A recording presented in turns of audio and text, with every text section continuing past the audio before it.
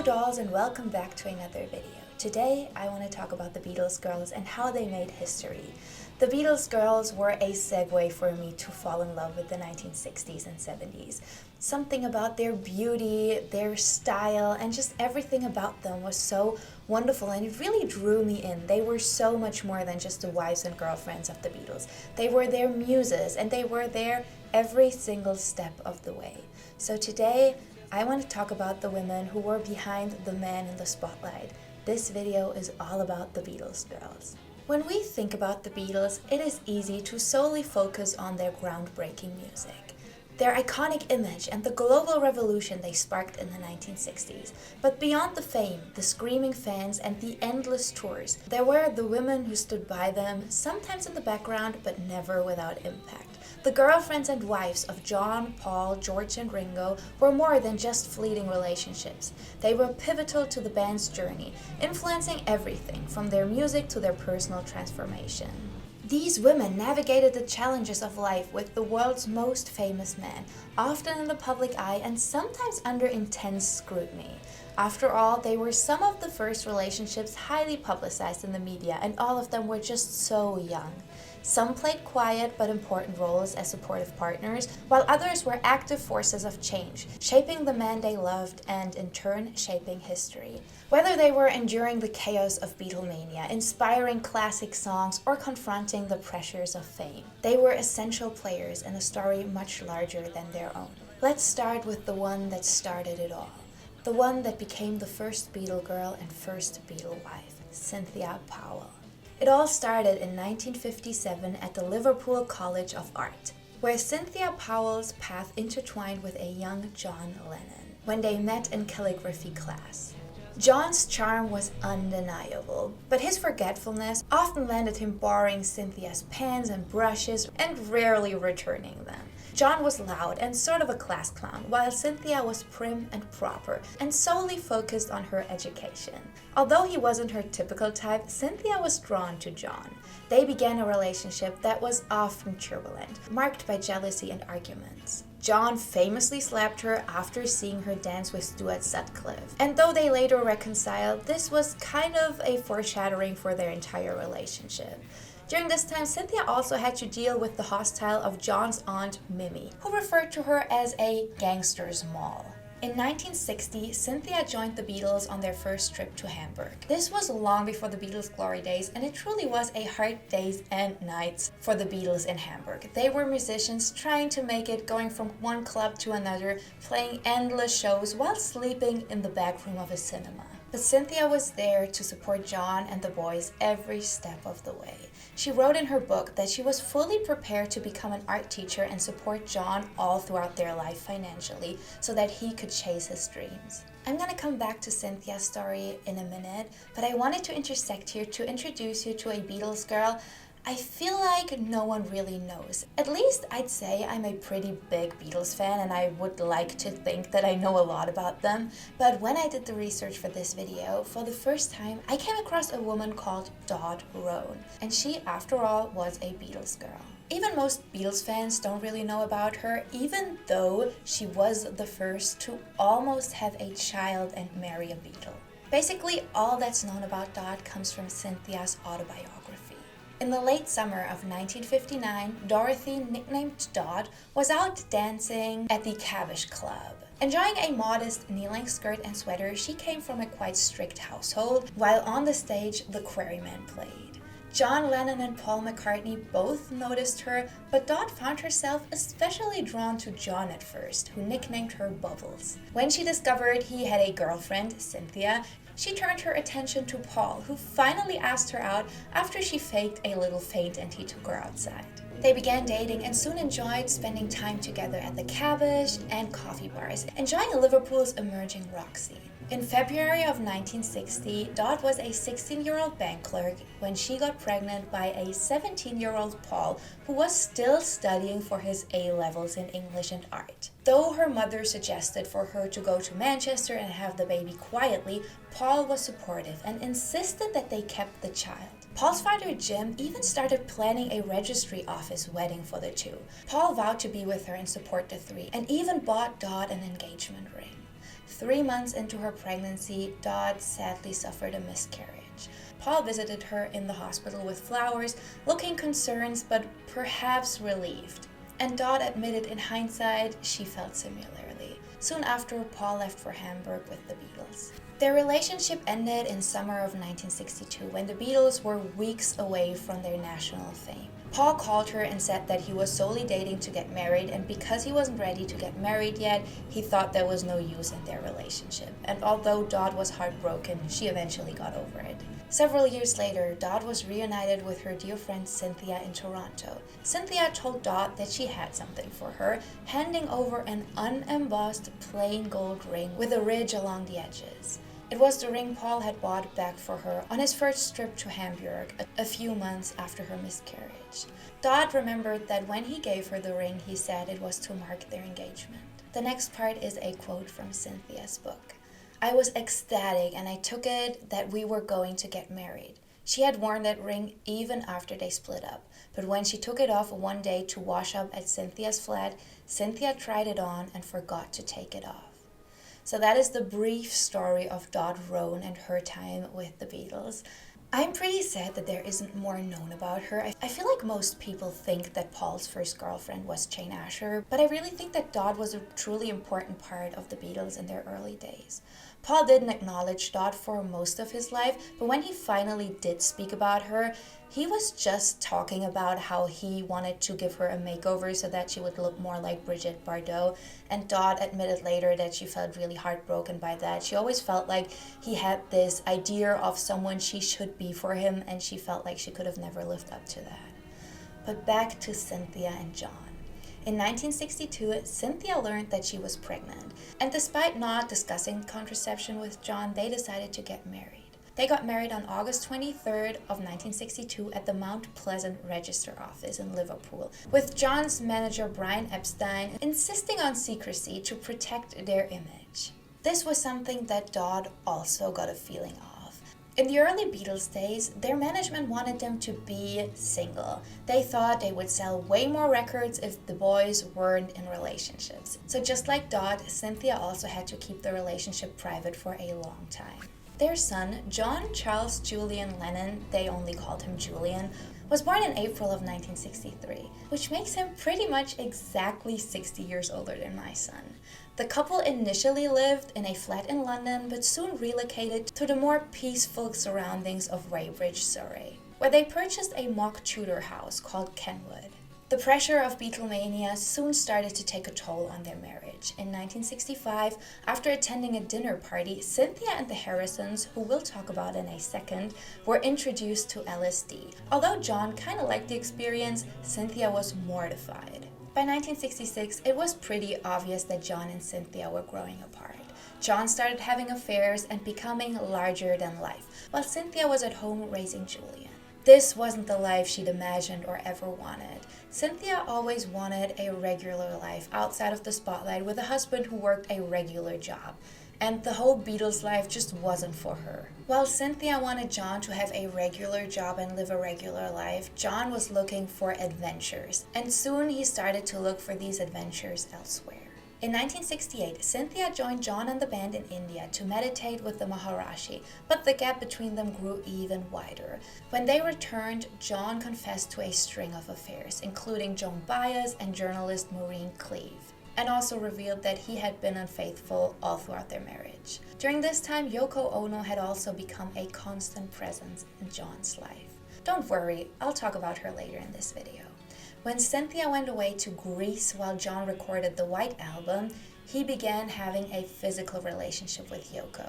Upon her return, Cynthia found Yoko in their home wearing her bathrobe. John's indifferent response of, "Oh hi," was the final blow. Cynthia soon learned through a friend that John was divorcing her because of adultery. Ironically, this would have rightfully been the reason for her to divorce him. Cynthia agreed to a divorce settlement of £100,000 plus £2,400 every year as maintenance and custody of Julian, and the ownership of her beloved Kenwood home. The divorce was finalized on November 8th in 1968, and despite their separation, Cynthia remained in contact with some of John's friends. one of them being Paul McCartney. She later wrote in her book how after her divorce from John, Paul was the only one who called her and asked how she was doing. Paul even composed Hey Jude for Julian, offering Cynthia a red rose and jokingly suggesting getting married. Cynthia never forgot his kind gestures. In 1980, she all of a sudden got a phone call by Ringo's star telling her that John had been murdered. She was devastated to hear this.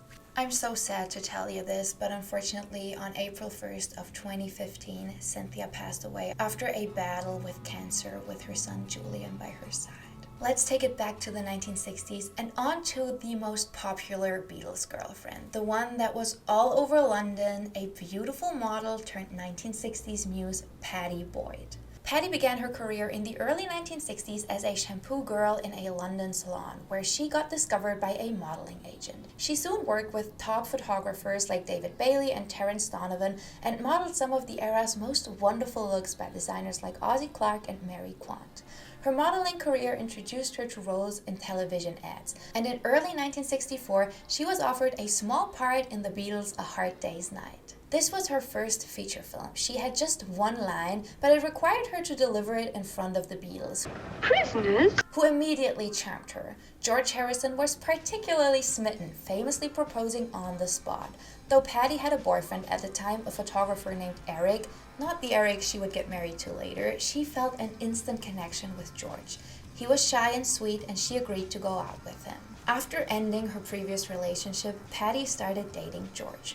Compared to Cynthia and Dodds, her experience of dating a Beatle was completely different. While those two had started dating the boys before the Beatles fame broke, Pattie was just thrown into a life in the spotlight. George and her couldn't go anywhere without being chased down by paparazzi, and they soon became somewhat of an it couple. George was part of the most popular bands of all times, and Pattie was beautiful. They simply had it all. Pattie soon became a fashion icon, with her face plastered all over town and every magazine writing about her beauty tips. Their wedding, held in secret at a London registry office in January of 1966, was a simple affair to avoid mobbing fans. Though Pattie was in love, she quickly learned that being with George meant sharing him with millions of adoring fans. At her first Beatles concert, fans attacked her in jealousy, and she realized the scope of his fame. They bought a suburban London home and transformed it into a psychedelic haven, painting day-glow swirls on its dull exterior. Their home became the place to be, often visited by friends like Mick Jagger and Marianne Faithfull. Pattie introduced George to transcendental meditation, and in 1968 they traveled to India with the Beatles to study with the Maharishi Mahesh Yogi. Pattie famously inspired the Beatles' arguably most beautiful love song, Something. George was pretty protective of Pattie during their marriage, especially when it came to her career as a model. As the Beatles' fame grew, John became increasingly uncomfortable with the public attention Pattie received due to her modeling work. He didn't want her to continue modeling because he felt it placed her under too much scrutiny, and he wanted her to be more focused on their private life and their relationship. He was particularly bothered by the sexualized nature of her modeling, which became more common at the time, and felt it was difficult to reconcile with his spiritual and somewhat conservative views on relationships.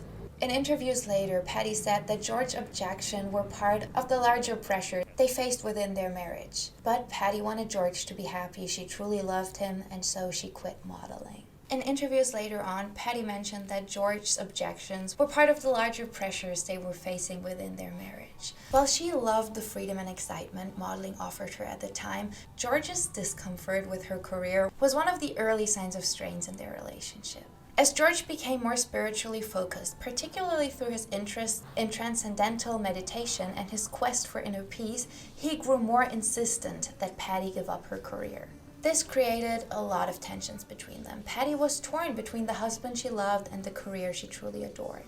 Ultimately, though, Pattie did take a step back from modeling to make George happy. But this also caused her a lot of frustration, and looking back, she says that she really did regret it. But fame and the Beatles' internal pressures began to weigh on George and Pattie's relationship too. Here's the thing about being a Beatles girlfriend. Whatever the band was up to influenced every single detail of your life.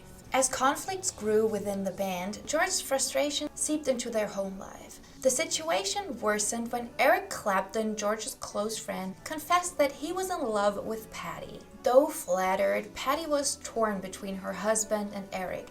She did like Eric, he was exciting and new, and he seemed to take a lot of time for her, while George was getting lost in his meditations. But after all, she was George's wife, and she was definitely hesitant to leave him. But at the same time, George had an affair of his own.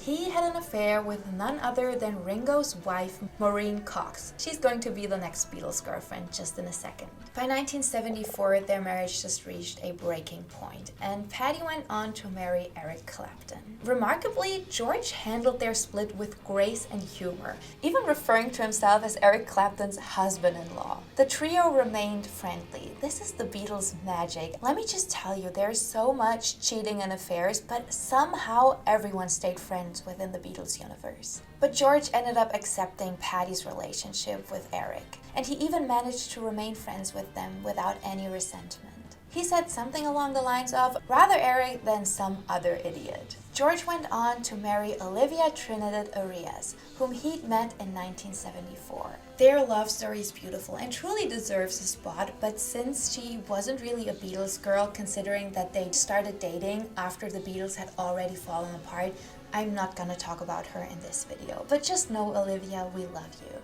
Honestly, if this video would include every woman every Beatle has ever been with, this would have been a heck of a long video. I'm looking at you, Paul McCartney, and your strain of wives. There is no judgment, I'm just saying there's a lot there. So that's why for today's video, I decided to focus on the women who were with the Beatles while the band was still going. Now on to a beautiful brunette who took Ringo Starr's heart by storm. Ringo Starr met his first wife, Maureen Cox, affectionately known as Mo, in 1962 at the Cavern Club, where the Beatles played frequently during their early days. A fellow Liverpudlian, Maureen began frequenting the club as a wild child teenager at just 15. At the time of their meeting, Maureen was training to become a hairdresser and sported a wonderful look with her striking jet black hair and blunt cut bangs.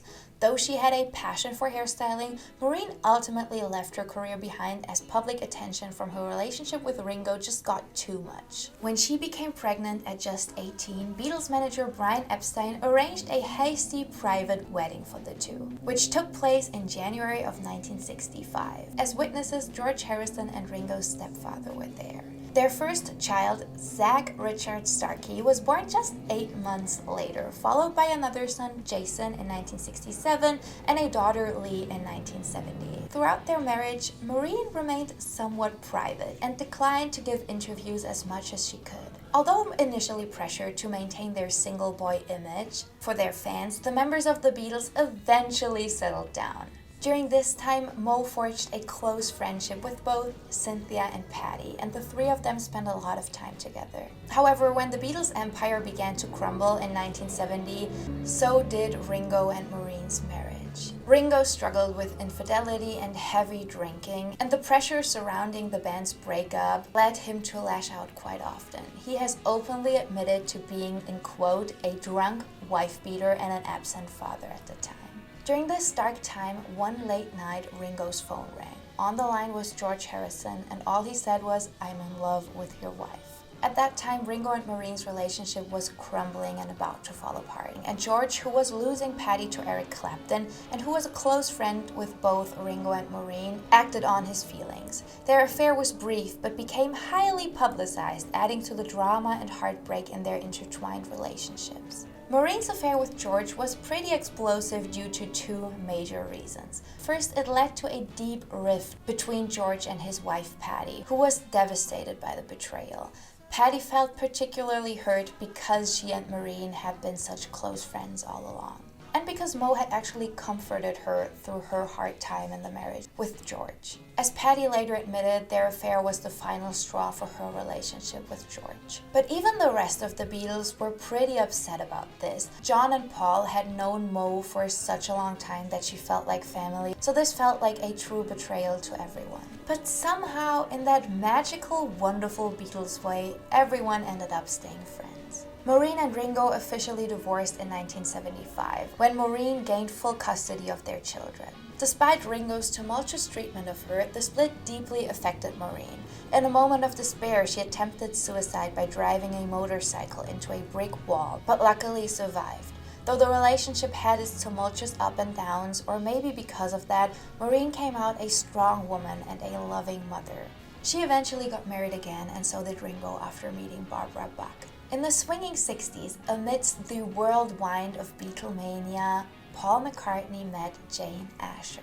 Jane and Paul were one of the most prominent celebrity couples of the 1960s, their relationship a media firestorm, their every move chronicled and scrutinized by the press. Jane Asher wasn't just Paul McCartney's girlfriend, she was his muse. Songs like "And I Love Her, You Won't See Me," and "I'm Looking Through You" all bear the mark of their relationship.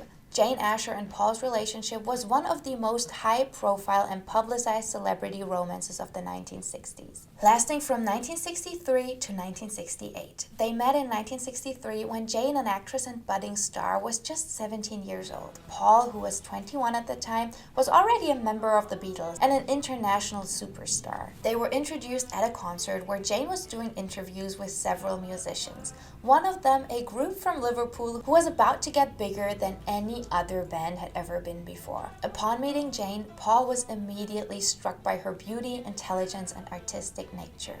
Their romance began shortly after they met, and it didn't take long for Jane to become a fixture in Paul's life. At the time, Paul was navigating the frenzy of Beatlemania, and his relationship with Jane was a significant part of his public image. Jane, who was already an accomplished television and movie actress, was often seen by Paul's side, and at public events the two of them were often photographed together. Paul seemed so proud of his beautiful and successful girlfriend, and even moved into the Ashers' house. He got a room under the roof where he would write love songs for Jane. He even invited the rest of the Fab Four over, and Jane Asher's mom was always there to make them a hot meal no matter the time. Their relationship seemed, at least on the surface, as the picture-perfect one.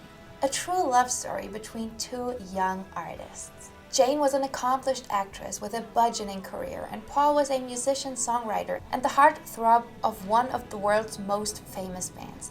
Both were well-educated and articulate, and their shared love of art and culture provided common ground. In fact, Jane was instrumental in introducing Paul to avant-garde art, and she was known to have had a significant influence on his intellectual and cultural taste. Her mother was a music teacher, and she too helped Paul learn about classical music. This influence may have been one of the reasons Paul felt comfortable being open about his growing interest in more experimental music during the mid-1960s. In 1964, the two of them moved in together in a home in London, where they would spend the next few years living relatively quiet and a domestic life, far from the chaos of the Beatles world. Paul was known to be intensely private during this time, and much of his time with Jane was spent in private too. He also began writing many of his iconic songs during this period, and it's often speculated that Jane was the muse for all of them. However, Jane hated being just a Beatles girl. She was an accomplished actress, and she hated how at every move and every interview she was just asked about Paul. At one point, she made her management tell reporters to just not ask about the Beatles anymore, or she wouldn't do the interview. For her, it seemed like all of her accomplishments were overshadowed by the Beatles, and she just hated that. She wanted to be known as Jane Asher, the actress, and not as Jane Asher, Paul McCartney's girlfriend. Despite their close bond, cracks started to form in their relationship as Beatlemania came in full force. I truly believe that Beatlemania was a curse for all these relationships. It was just too much for all these young lovers to take on. The pressures of Beatlemania and the time-consuming demands of being in the world's most popular band took a toll on Paul's relationship. By 1966, Paul began immersing himself deeply into music, and he started experimenting with different genres. He was increasingly interested in classical and opera music and new sounds, which would lead to his involvement with experimental albums like Rubber Soul, Revolver, and Sgt. Pepper. At the same time, Jane decided to pursue acting even more seriously. She took on several roles on TV, in movies, and on stage. By 1966, Paul started to embrace a more bohemian lifestyle and was frequently attending avant-garde art exhibitions, experimenting with psychedelic drugs and forming new social circles, some of which didn't sit well with Jane. She, on the other hand, was pretty grounded in her acting career and still maintained a somewhat regular life. In 1968, Jane shocked the world and Paul when on TV she broke off their engagement. She had caught Paul in bed with a beautiful blonde after coming home from practice earlier than expected, a couple days prior to this. A little while later, she saw that same woman next to Paul on all the newspapers all across the city. Paul had gotten married to her. That beautiful blonde was photographer Linda Eastman. Paul met Linda in 1967 at the Bag O' Nails Club in London. At the time, Paul was still in a relationship with Jane, but he was instantly captivated by Linda's free-spirited nature and her independence. Linda, on the other hand, was not initially starstruck by Paul. She was more interested in the idea of getting to know him as a person rather than as a Beatle. Linda and Jane were two pretty different women. While Jane was a classic British girl, wearing blouses and living a relatively conservative life, Linda wore jeans and was previously married. She traveled the world as a photographer and did whatever she wanted to. Paul and Linda started dating soon after their first meeting, and their relationship grew quickly.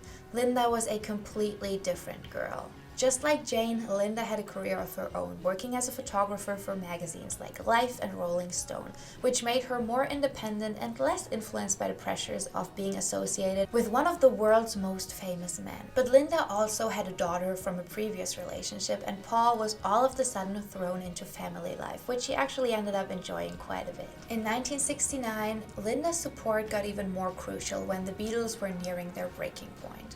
Paul and his bandmates were increasingly at odds, and the group was falling apart due to various personal tensions and creative differences. Linda, who was not a part of the Beatles' inner circle, this is actually quite interesting. It seemed like there once was this Beatles' inner circle. There were Cynthia and John, Patty and George, Maureen and Ringo, and Jane and Paul.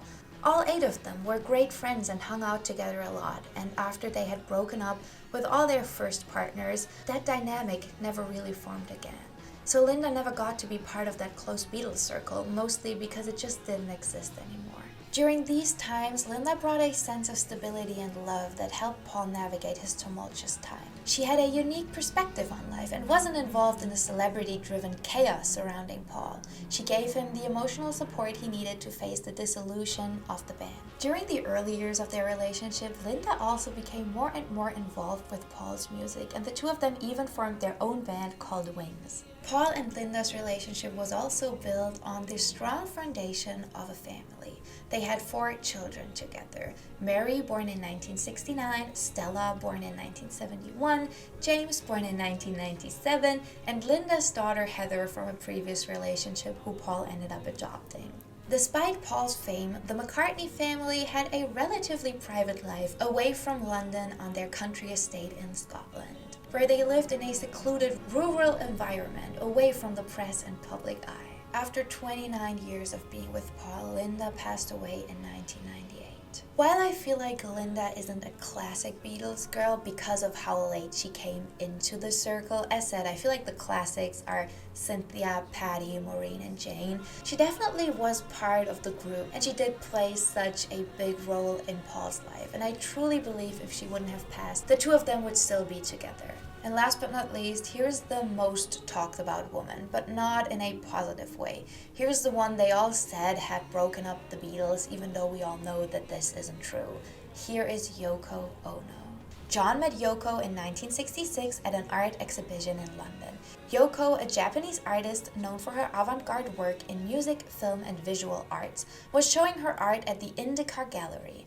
At the time, John was still married to his first wife, Cynthia, and the Beatles were at the peak of their fame.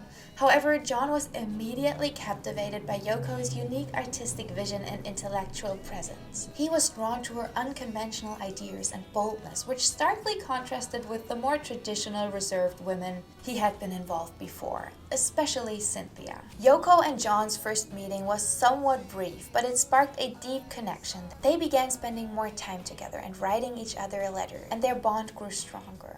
Despite the fact that John was still married, the attraction between him and Yoko was undeniable, and they eventually began a romantic relationship. John's relationship with Cynthia was already falling apart, but his infidelity with Yoko led to the ultimate breakdown of their relationship. When John and Yoko's relationship became public, it was met with widespread criticism, particularly from Beatles fans who viewed Yoko as an outsider. Yoko was often blamed for the breakdown of the Beatles, even though internal tensions had been building for years at this point.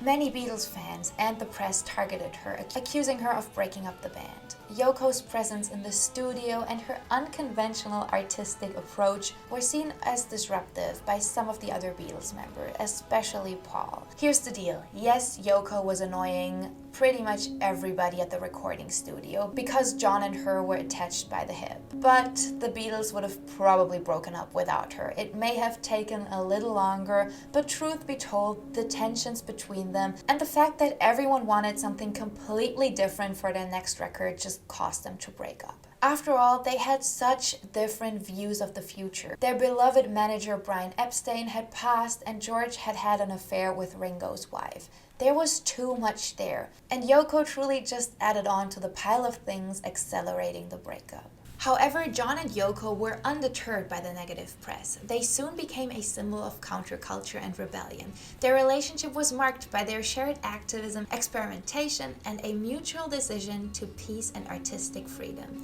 Together, they also began creating music, often pushing boundaries with their avant-garde approach to sound and composition. I am so sorry about this noise. Someone just started drilling a hole in the wall. There's nothing I can do about it. I am so sorry, but I really want to finish filming this video today, so I hope you can bear with me. I'm gonna try to edit out as much as possible, but if you hear that weird noise, it's someone over there apparently taking hours to do whatever they want to do with that wall. John and Yoko's activism became an important part of their relationship and public image. In 1969, shortly after their marriage, the couple organized their famous Bet-In for Peace. The couple organized their famous Bet-In for Peace, which was a peaceful protest against the Vietnam War.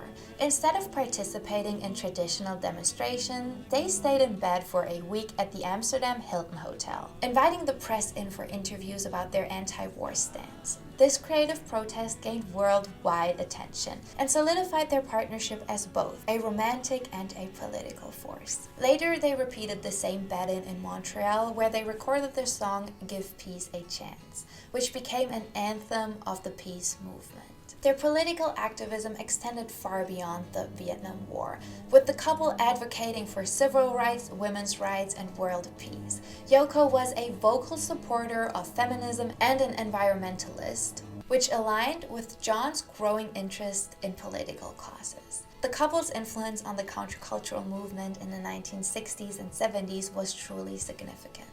John and Yoko's artistic collaboration extended beyond the peace movement. They worked together on a series of experimental albums that blended rock, avant-garde sounds, and social commentary. Some of their early joint albums, such as Unfinished Music No. 1, Two Virgins, Unfinished Music No. 2, Life with the Lions, Yoko Ono, the Plastic Ono Band, received mixed reviews, but they pushed the boundaries of what was popular in music. After the breakup of the Beatles in 1970, John focused on his solo career, with Yoko often by his side, as both his muse and his collaborator. His first post-Beatles album, John Lennon and the Plastic Ono Band from 1970, was deeply personal and explored themes of trauma, loss, and self-reflection. Yoko's influence on John during this time is profound, and she played a key role in helping him navigate the emotional challenges he faced following the disbandment of the Beatles.